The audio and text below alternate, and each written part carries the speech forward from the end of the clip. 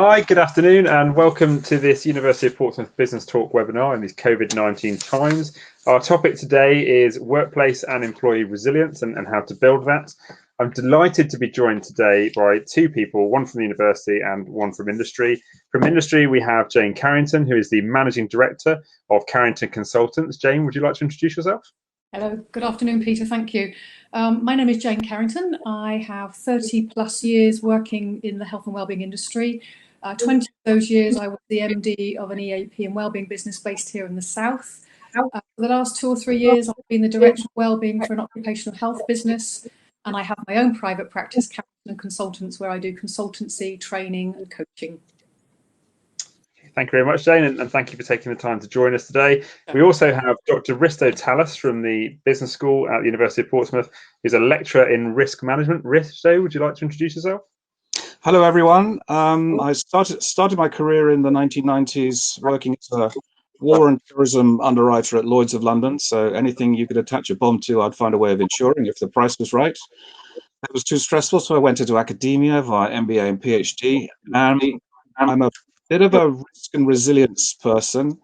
I teach on the MSc Risk Crisis and Resilience Management in the Business School in the University of Portsmouth. So risk and resilience are the things that I really focus on. And I've been focusing a lot more recently on mental health issues as well of security operatives, one of my major research areas.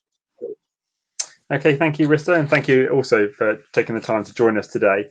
I was reflecting as we start this on where we started with our webinar series some weeks ago in managing employees and practical techniques for managing employees from home. And as we enter what I think is now 12 plus weeks of lockdown, some of that is settling in now, and the uncertainty of when lockdown will end is now turning to a degree of anxiety, and from that and a multitude of issues, which I'm sure our presenters will talk about today, to how you remain resilient or maintain that resilience to make it through the working week, the day, the hour, whatever is your area. We've had a number of questions come in from people interested in talking to our experts and hearing from our experts. So I'm going to kick straight off, and I'm going to go to Risto first, and then I'll come to Jane, just asking, what exactly is resilience at work? Resilience at work can be split into two main areas. One is the organizational resilience, which I look at in terms of capabilities versus vulnerabilities. And then the resilience of the workforce, which is very much the focus today. There's some interesting research done by Dr. Tim Pettit from the Massachusetts Institute of Technology recently, where he identified a series of different resilience capabilities for organizations. He was focusing on organizations with supply chains initially, but he has various headings. So flexibility in sourcing, flexibility in order fulfillment. All of these are elements of resilience and degrees to which organizations can become more resilient by focusing on these elements. The amount of capacity or buffer stock that's available. On Radio 4 Today program this morning, there was a speaker who said that many organizations have already used up their spare capacity, their spare funds that they put aside for Brexit already in the COVID crisis. And the phrase I think she used was that we are already at zero in terms of resilience for many organizations. There's resilience in terms of efficiencies, resilience from greater visibility with stakeholders in the supply chain. There's resilience through adaptability, and how quickly an organization can turn on the sixpence as and when requirements change, such as my local pub now selling meals directly from the door rather than being able to have people in their restaurants. Adaptability, resilience in terms of recovery measures, resilience in terms of collaboration with other stakeholders, resilience through market position and security and financial strength. And these are the types of capabilities that Tim Pettit described in terms of organizational resilience. Okay, Jane, thank you. Pass over to you. Coming over to Jane then, perhaps looking more at the individual and the people perspective, what's your view on what is resilience at work? Yeah, very similar actually. So resilience in an individual is as Risto says, it's a series of characteristics or conditions that we can learn and we can adapt that help us cope with events in our life that are adverse, difficult, such as they're facing quite frankly now. So these are attributes such as adaptability, agility, coping with stress, managing our health and well-being, positive attitude. So resilience for me, is a number of things that help us. People say bouncing back.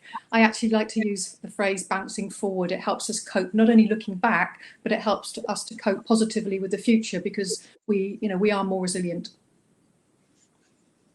Thank you very much, Jane. I suppose I'll stick with you, Jane, really, which is to say, we've talked about what resilience is, but why is it important to business? Why should businesses be thinking about resilience from your area? Well, more and more we're seeing the headlines from HR professionals, business professionals, that people are struggling. There's absolutely no doubt about it. People's mental and physical health have been reported as suffering as much as 2 weeks into the lockdown, aches and pains and strains, where people are using ironing boards and kitchen tables for their workstations, as well as mental health and well-being is being depleted. So it's important because employers need engagement and well people to be a well organisation. So from a point of view of the bottom line, we need less absenteeism, more productivity, better performance. And we do that when we are well managed, and when we are physically and emotionally well. So resilience for me builds all of those constituent parts. And we know that engaged employees are 8 times more likely to be productive. And if you're engaged, it means that you believe that your employer cares about you. And if health and well-being is a priority for a business, we know employees are more engaged, and actually engaged and resilience do go hand in glove. We've seen some research from Bath University to correlate the link between engagement, productivity, and well-being.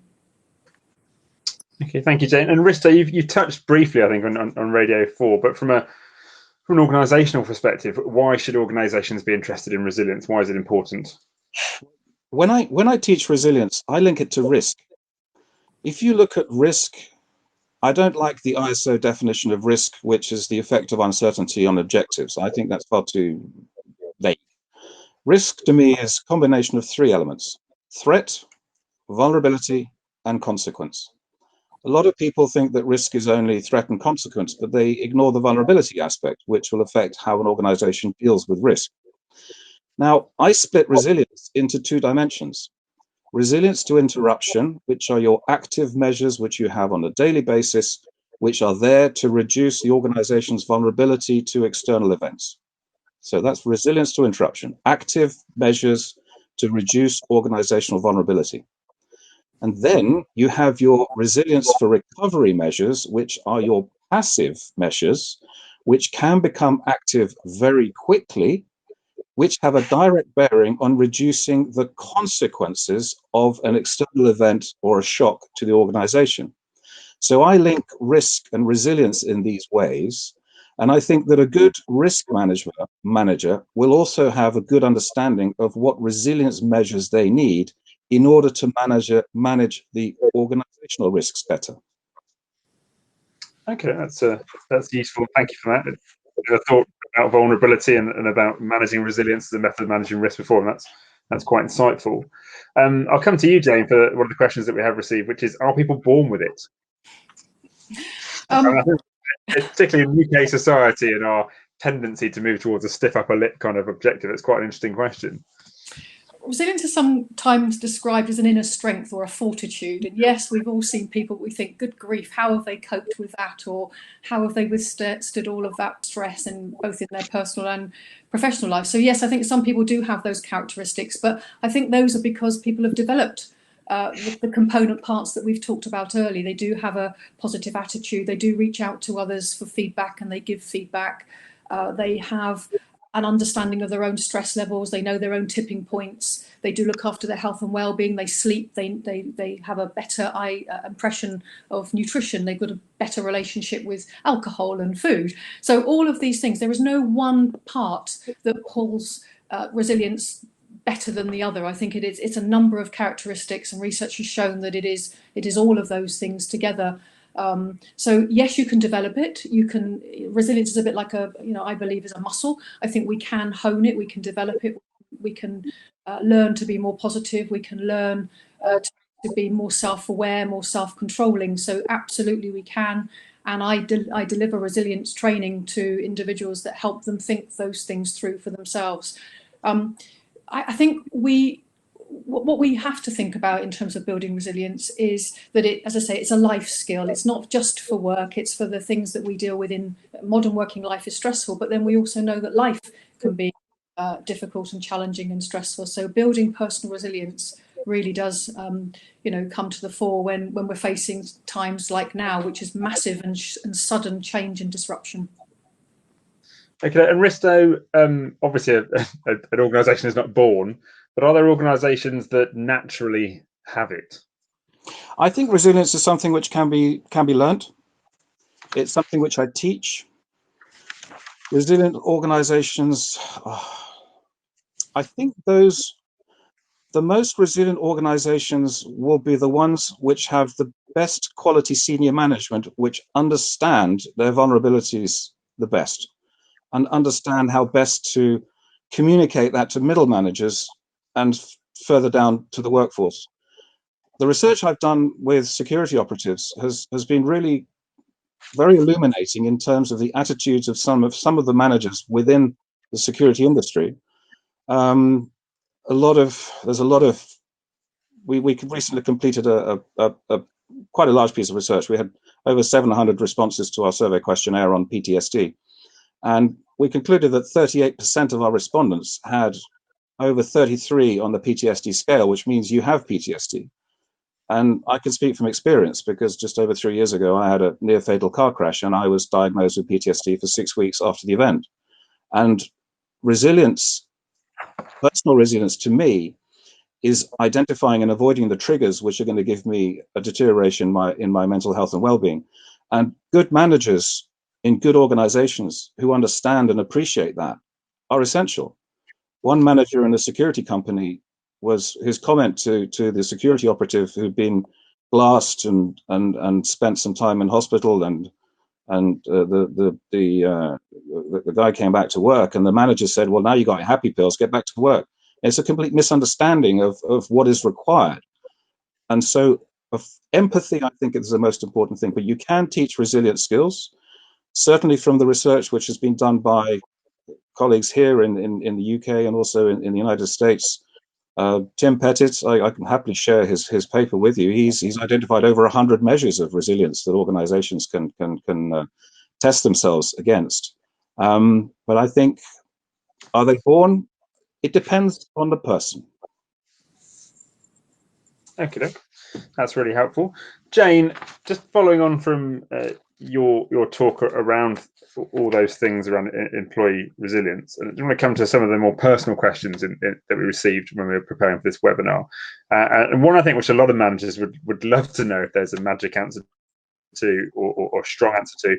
How will I know if an employee needs support if they're reluctant to open up about their feelings? And the word "if" there is, I think, quite interesting because I think most employees are probably reluctant to open up about their feelings. So what do you recommend in that kind of scenario? Well, that's a good question, actually, and one that I hear a lot. And I deliver training which is understanding and managing mental health, because resilience actually also provides a basis for strong emotional and psychological well-being. And managers, the good news is that more organisations have been training managers to be able to understand and spot signs and symptoms of stress, distress, early signs of mental health. So a manager wants to do the right thing. Most managers, really do want to do the right thing, but worry about opening up those conversations. But if a manager spots somebody who they think is struggling, it's often the absence of the normal. So I've noticed that you're having more outbursts, you're not completing your tasks, you've gone very quiet in meetings. So managers really do need to understand that they have to lead the conversation, and asking somebody to open up where it's something perhaps quite private. It may be a relationship breakdown, it may be a bereavement, it may be financial worries. That may not happen in one conversation. But if you trust your manager, and if you know your manager genuinely cares about you, because it's not always about outputs and targets and performance. I always say to my staff, I care about you and what you do. So I think if a manager has a good relationship, and managers should have good relationships, because as Risto says, one of the biggest determinants of organisational well-being is leadership and management. We know 70% of people leave their manager, not their organisation. Managers are a vital lever for creating environments that create good health and well-being. So my first thought is, if somebody thinks that somebody is struggling in their team, lead the conversation. The worst thing is do nothing.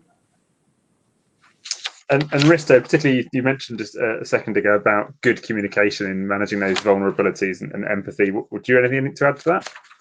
I think Jane's got it pretty much spot on.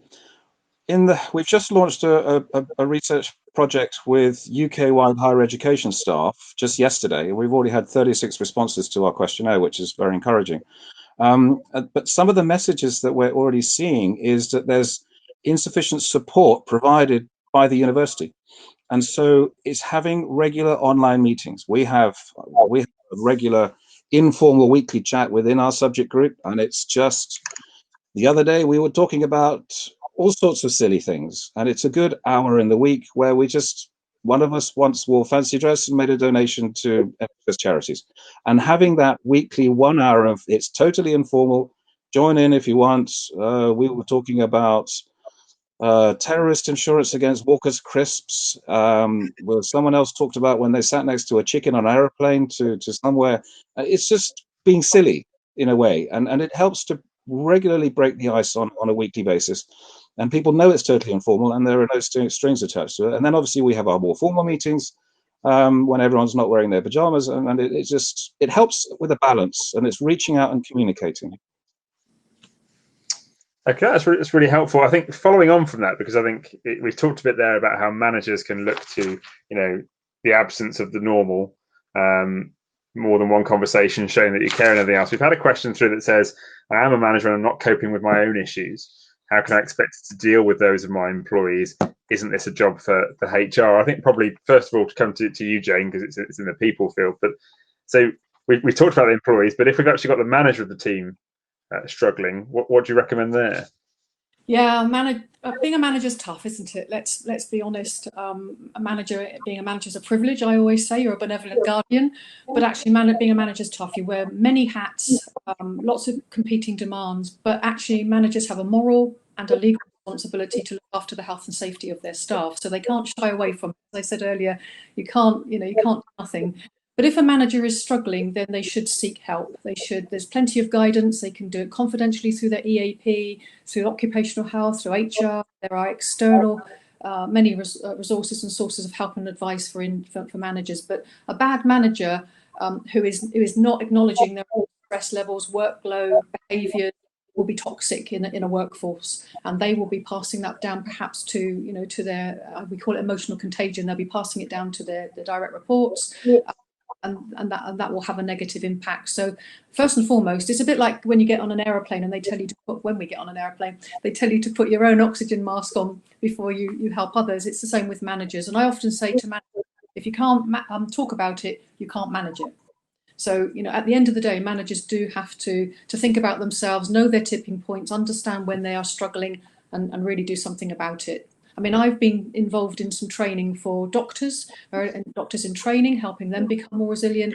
And certainly it's now part of leadership development programs where health and well-being resilience is being baked into leadership development, because we know that we need leaders who can be resilient, who can look after themselves, and compassion, show empathy, as Risto says, and emotional intelligence. These are attributes that we want from our leaders and managers going forward. And Risto, you talked a lot about the leadership of the senior management cascading down. What's your view on that same question about managers not coping? For the purpose of the question, let's assume it's not the person right at the top, that it's someone in the hierarchy. I think Jane's got it pretty much spot on. The only thing that I would really emphasize is how uncomfortable that manager who's struggling is feeling. They must seek help. They absolutely must seek help. Many of them are in denial about their situation and they just let it stew. But it's their responsibility to seek help. It's their responsibility to their family, to their partners, to their colleagues, their friends. And these are very, very quickly changed times. where managers would have been quite successful and very happy and secure in their roles, and now they're facing these sense of anxiety which they've never sensed before.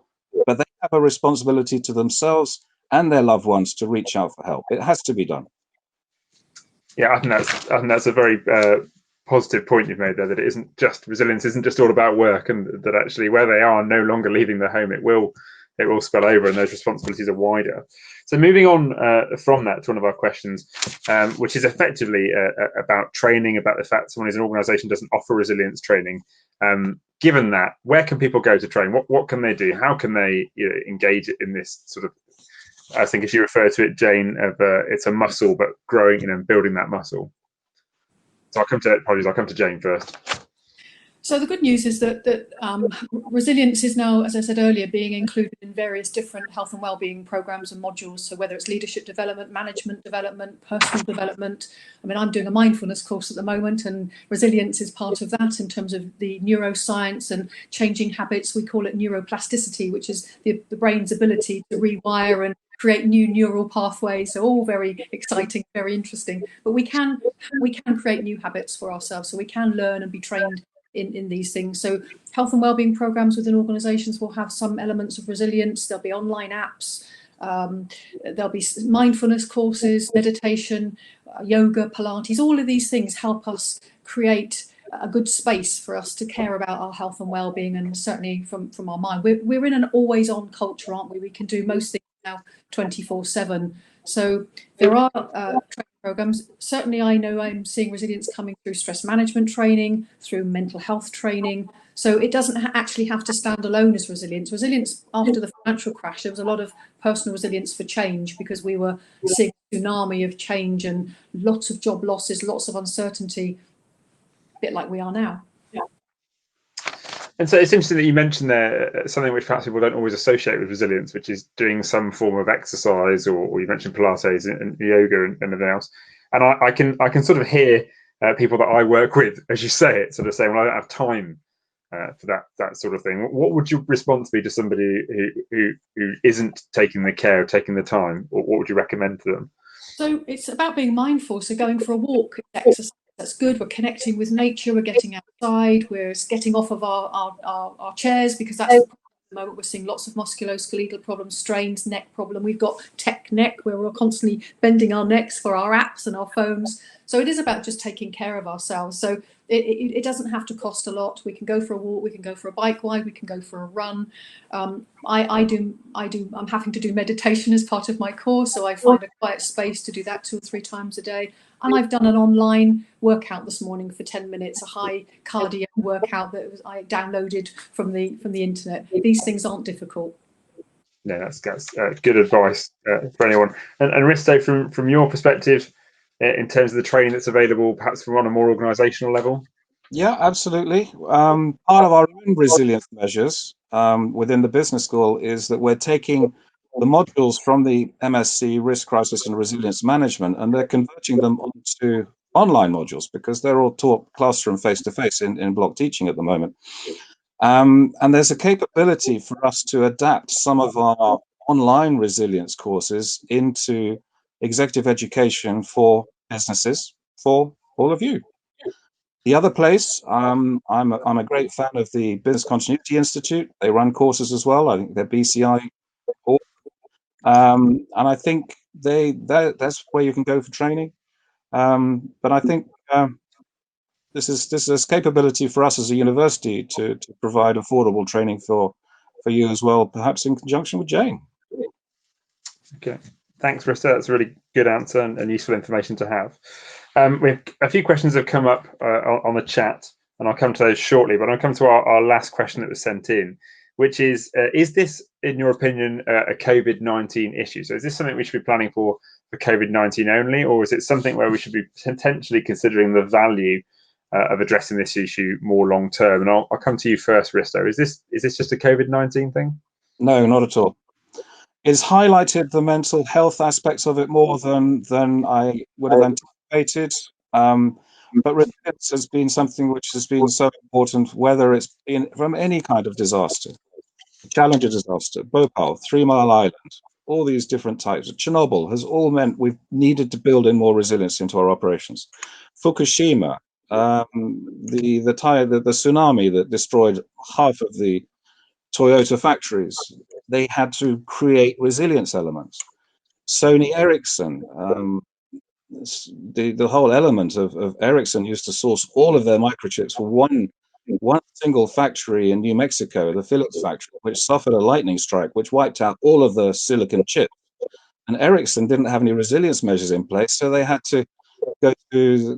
They realized for 2 weeks there was such an interruption. Nokia bought up all the rest of the Philips chips. Ericsson went bust and ended up being bought by Sony because they had no resilience measures. This is not new. This is not new at all. And I suppose some of what you've mentioned there are geographically specific. Fukushima, Chernobyl, Europe, and sort of West Asia. But actually, for the first time ever, we're looking at something that's more global that affects all of us on a fairly similar level. And I suppose, Jane, what's your view? Is it a COVID-19 issue, or would you agree with Risto?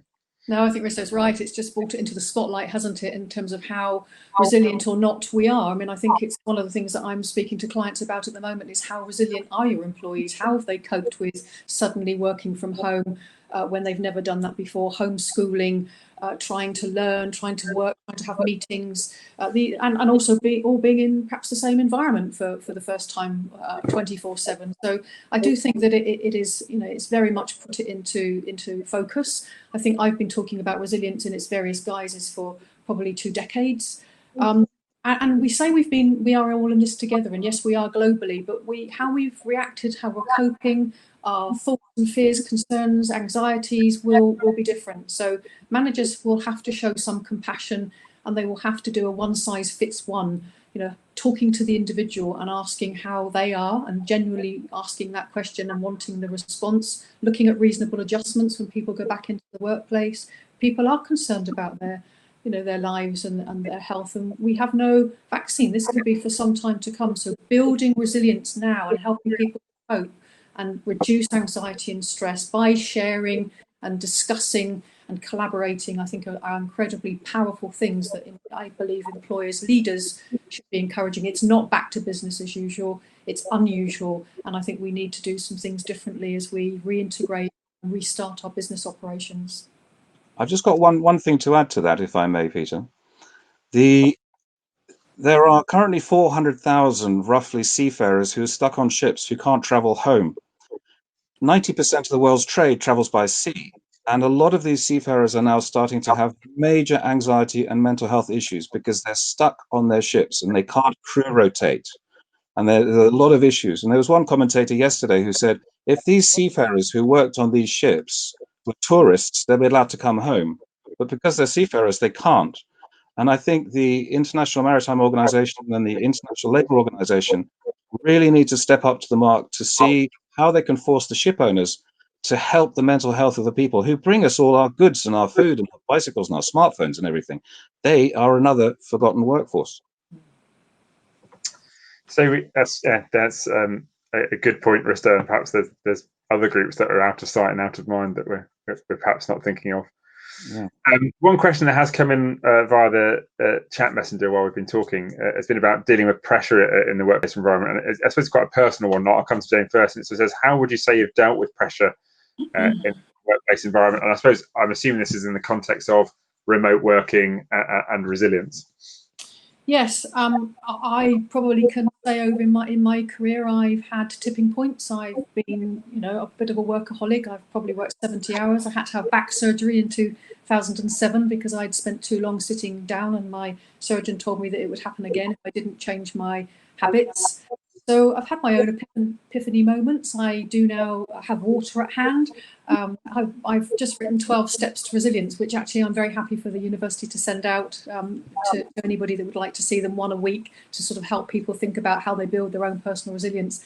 And it was only writing the one around hydration and how staying hydrated helps us concentrate, it lubricates the joints, it's good for flushing out the toxins, that I thought, do I drink enough? So I think I've got a high emotional intelligence. I've been through lots of leadership programs that tell me I've got a very high level of EQ, and I think I am self-aware, probably because of the nature of what I do. But we all have times when we have to stop and say to ourselves, I'm working too hard, I haven't seen my family, I haven't had my run this week. So I think again, it goes back to that self-awareness and self-control.